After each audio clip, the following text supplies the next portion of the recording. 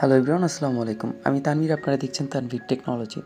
আজকের এই ভিডিওতে দেখাবো যে আপনারা অনেকে জাকাত ক্যালকুলেশন করতে পারেন না, অর্থাৎ আপনার ভাগে কয় টাকা জাকাতের টাকা হয়েছে সেটা আপনারা বুঝতে পারেন না। এটা রোজার সময় অনেকে প্যারায় পড়ে বা অনেক ঝামেলার মধ্যে পড়ে। তো জাকাতের টাকা আপনারা কীভাবে দিবেন বা কোন সিস্টেমে দিবেন সেটা আজকে দেখিয়ে দেব। সর্বপ্রথম আপনাদেরকে একটি নগদ অ্যাকাউন্ট করতে হবে। নগদ অ্যাকাউন্ট আপনারা ইউটিউব দেখে করে ফেলতে পারেন। এরপর হলো নগদ অ্যাপের ভিতর ঢুকে আপনারা জাস্ট সিম্পলিভাবে এইখানে নিচে দেখতে পাবেন, নিচে নামলে দেখতে পাবেন যে জাকাত ক্যালকুলেশন নামে একটি অপশন আছে। তো জাকাত ক্যালকুলেশনের মধ্যে আপনারা ক্লিক করবেন।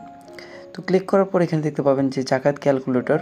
তো এখানে ক্লিক করে দেবেন। ক্লিক করার পর আপনার কয় টাকা ক্যাশ, মানে যা যা আপনার যাবতীয় আছে এগুলো এখানে উল্লেখ করে দেবেন।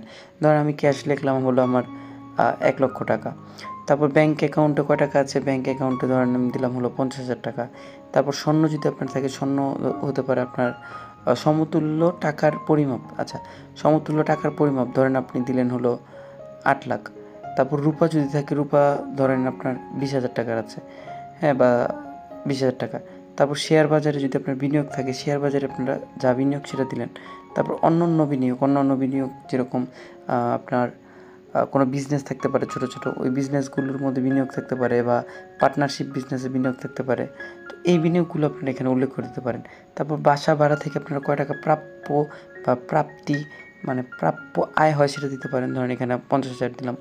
তারপর অন্যান্য সম্পত্তি থেকে আয় আছে, অনেকে ধরেন গাড়ি ভাড়া দেওয়া, রিক্সা ভাড়া দেওয়া, এগুলো থেকে কিছুটা আয় আসে। তো আমি এখানে 5,000 টাকা দিলাম, মানে যার যত আসে। তারপর ব্যবসায়িক খাত থেকে আয়, পেনশন থেকে আয়, এগুলো যত কিছু আছে এগুলো দিয়ে তারপর হিসাবের মধ্যে ক্লিক করলেই আপনারা দেখতে পাবেন যে আমার মোট টাকার সম্পত্তি কতটুকু আছে এবং আমি কয় টাকা জাকাত দেওয়ার জন্য আমি প্রস্তুত সেটাও এখানে দেখিয়ে দেবে। তো আজকে ভিডিওটি এই পর্যন্ত। কেমন লাগলো সবাই কমেন্ট সেকশনে জানাবেন। বাই বাই, সবাইকে ভালো থাকুন, সুস্থ থাকুন, এই শুভকামনা করছি।